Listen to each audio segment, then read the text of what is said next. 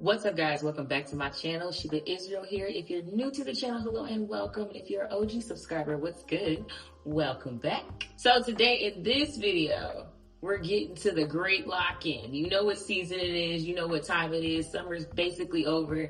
It's time to get into that fall, winter season lock-in so you can start your 2026 on a great note before 2026 even begins.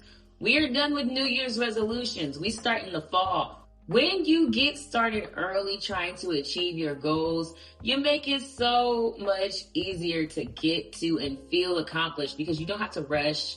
You can take your time to really sit with what do you want to achieve, and you can make the goals realistic for yourself. And that part is very important. A lot of times when people set goals, they are goals that are not realistic for what you're actually going to do. I am a firm believer in mini goals to the big goal. I do not set huge goals. I set mini ones as I go. Reason being is because I'm not the person who can handle thinking about step 10 when I'm on step 2. But at step 2, I can think about up to about step 5. I can do that. You don't want to use up all your energy trying to be the person who can think about step 10. Use your energy to exert getting ahead. It's a little more productive, in my opinion, when you use your energy to exert getting to step 3 instead of trying to use your energy to think about how you're going to get to step 10. Just get to step 3. And then guess what? You got a little bit closer to step 10. It all worked together. So I am an advocate when it comes to locking in of setting realistic goals as you go. As some of you might have known, I've lost like 40 pounds, and at this point I've lost about 50 pounds. And that was kind of an accident. The first 20 was on purpose. The second 20 was because of my ADHD medication as well as my active lifestyle. But this last 10 was really fat loss. I honed in and got to it on the fat loss end of things. I've been, the size that I currently am before and things of that nature around like right before COVID. This is my regular size. However, it looks even slimmer on me now than it used to because not only have I lost a little bit more weight than even that average, but I'm a whole lot leaner. And this did not come because I set a big goal. I did not set a big goal 50 pounds ago that I'm going to lose 50 pounds. I have never in my life said I was going to lose 50 pounds. I've said I was going to lose 10 pounds. I said I would lose 20 pounds and I would just keep going as I hit new marks and said, okay, I like where we got. Let's keep progressing. Next thing I knew, I lost 50 pounds. And that has been so much easier and so much more sustainable than trying to do it quick or trying to have the mindset of the person I am now as the person I used to be when I first got started. So if your goals, let's say they're going to be on fitness for your lock-in, do that. Just set a goal of something small like 10 pounds. Or you want to like lift heavier or things of that nature. You want to pick stuff you can actually get some instant or quick gratification from because it's going to help you keep going because it's giving you that little hit of dopamine as you do the things. When you set the goals real far, like, ooh, I want to lose 40 pounds by the end of the year, or even like 20 pounds, honestly, if you're not used to fitness, you're going to psych yourself out because you're not going to get a lot of gratification along the way. Gratification keeps you going.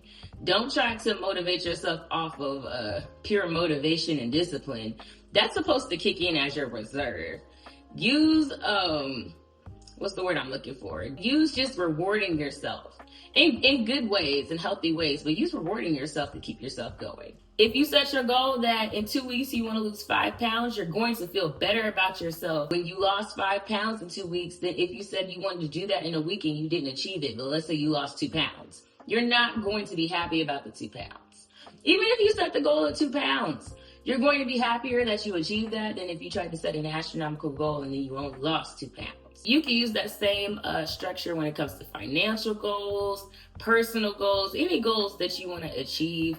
I am an advocate of mini goals over big goals. It's okay to know what the big goal is, but focus on the mini goals. One of the biggest goals I think is important no matter where you're at in life though, is your personal inner goals. I know I talk about this all the time, but I'm here to tell you that inner work gonna come before the outer work. I used to try to outwork the inner work pretty much all my 20s.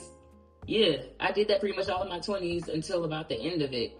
And I'm here to tell you when I went back and did it right, the inner work just made the outer work a whole lot easier. When I stopped doing and started being and allowing that to influence what I did, everything else came a whole lot easier than when I was trying to just keep doing in order to achieve things. The field creates the matter, not the matter creating the field.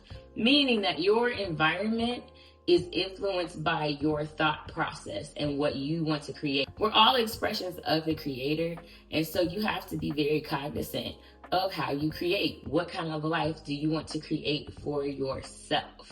Again, the field creates the matter around you. So if you look at your life around you, you can literally ask yourself, okay, what did I do to get myself here? What is my thought processes? And it's not about judging yourself. It's about really examining yourself and seeing like, okay, I created this based on my mindset. What else can I create? Like, really take self-accountability and control over the fact that you get to create the life you want. You really do. It's just that your true feelings of belief have to match. If they don't match, it don't matter what you want to think.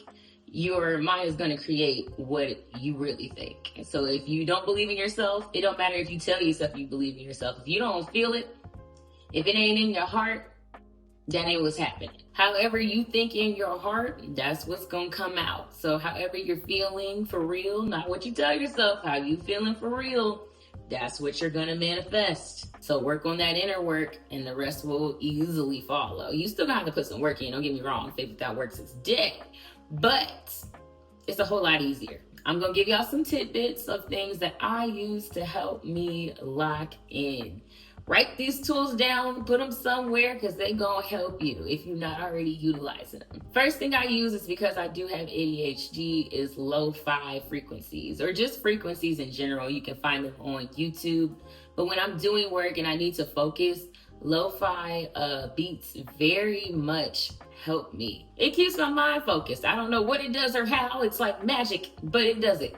And I'm happy about it. And I'm not gonna question it, it's working. More than like even just listening to music I like and things of that nature, it's just something about the lo-fi that get me locked in. I also utilize gratitude and respect for every step of the way. Like I mentioned before, I don't act like the many steps in between the big step and where you're at aren't important. I respect every step of the way. And that again helps you with the gratification to keep you going. Don't move off discipline.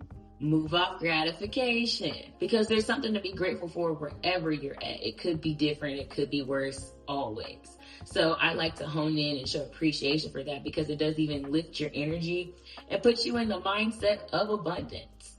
When you think about it negatively and say, I don't have enough, and you put yourself in the mindset of lack, you're putting yourself in the mindset of lack, and then you're gonna get lack. If you put yourself in the mindset of abundance, you're gonna get abundance. Another thing that really helps me that I'm finding recently is being in certain types of environments when it comes to doing work and locking in.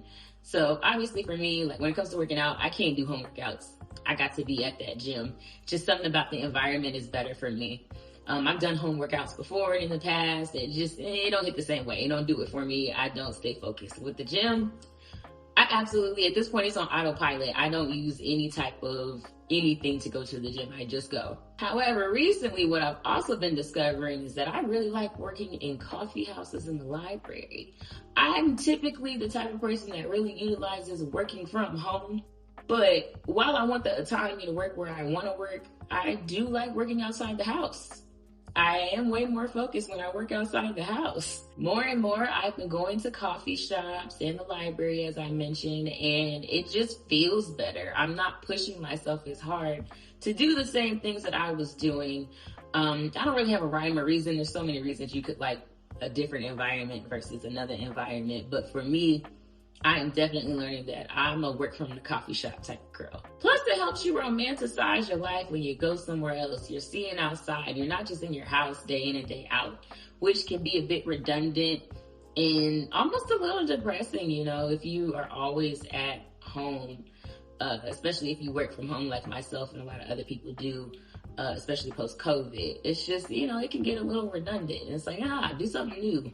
Add some flavor and spice to your life. You never know what's going to happen when you're outside. Utilize the reminders on your phone. Let me tell you, your subconscious is built on repetitiveness. So put it in there on repeat. If that's what you want your mind to focus on and learn as your new behaviors, put it on repeat. When I want to learn a new behavior and reset my subconscious, I will set a reminder. I will start out to the point of like setting it for once an hour. And then once it's ingrained, I'll start setting that reminder for like maybe a couple times a day into 1 week. And then once it's ingrained, then I can take it off. But I'm big on setting reminders so I can help that repetitiveness come into me so I can set new behaviors within myself. So if you got some new goals and some new data you want to input into your own system, go ahead and put that on repeat. Another important tool that I utilize is romanticizing my life. Personally, for me, I love making my life, I like equating it to how it matches some of my favorite shows.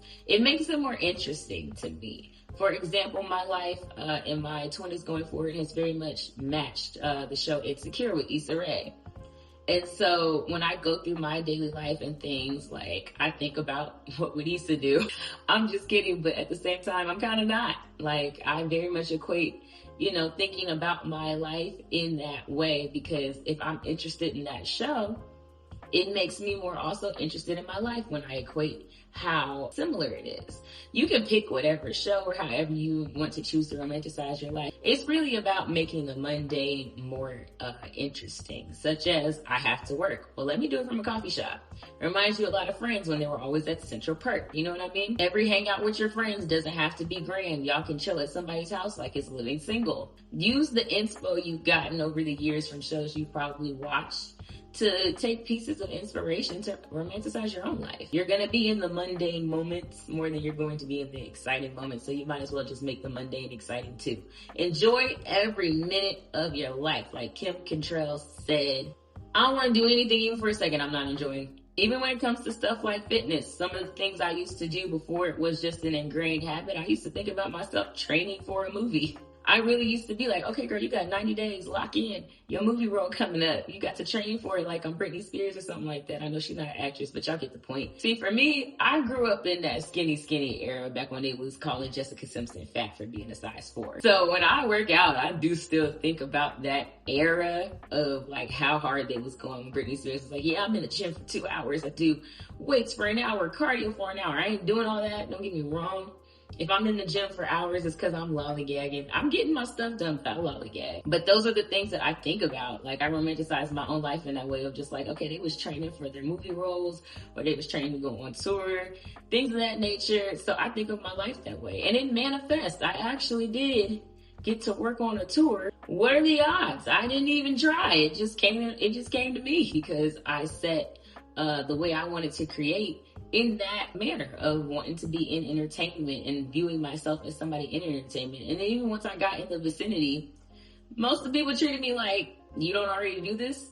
And it's like, because technically, mentally, I do. I stayed ready so I didn't have to get ready. Romanticize your life. Make it fun. Your life is just as interesting as anyone else's. You need to respect it that way. And that's going to help you achieve more goals to make how you're envisioning your life your actual environment. Another thing you can do is gamify the process. It's still along the lines of kind of romanticizing your life, but make your goals feel like a game. And that's why I say using the small goals really helps.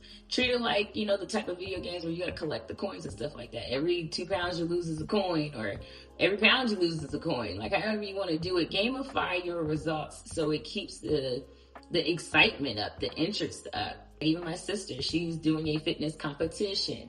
It's more fun for her that way than when she's just doing it by herself. Anything you got going on, you can make it a competition if you're the type of person that's motivated by that, or you can just make it a self thing of, I want to hit this by here, and just make it fun for yourself in that way. Or even if you just want to make it personal goals that you're competing, it's you against you. Make it fun for yourself. I honestly equate a lot of the ups and downs as an entrepreneur to kind of like on the games where you gotta jump from one little thing to the other, like a Crash Bandicoot game or something like that. I always think about stuff that way. That's just how my mind works. But it makes life more interesting when you think about it like that. Or even back to the TV show reference. I mean, for me, when I was 25 and I was doing a whole lot of gig economy, DoorDash and gigs and things of that nature, Issa was doing it right along with me. Now, granted, in the show, she was older than me, but it still felt good to think about it in that way. It kind of helped me to create my own manifestation based off inspiration from the show, because eventually she didn't have to do that no more, and she started being a full-time entrepreneur based off her own creativity. And that's what I wanted to do too. And I was able to do more of that. I'm not fully done yet. I'm still working on it. But I've done a lot. I've had to look back and be grateful that I've just done a lot in the past 10 years of being on the internet and putting out content. And as I look back at that, I take those memories and the things that I learned, and I'm like, okay, girl, you basically trained yourself. And now you're in a position where you can do a lot. Another tool you really want to utilize is some type of project management tool. My favorite personally is Trello, but that's also because I'm a Scrum Master by certification. I've never actually done it, but I have it. Because that's how I was trained, how to manage projects and stuff like that in an agile way. I find it very useful and honestly great on my ADHD when I can take a project, list all the many steps for it, because that's how our brains work. If you neurodivergent in that way, you got a million steps that just sound like it just be one step.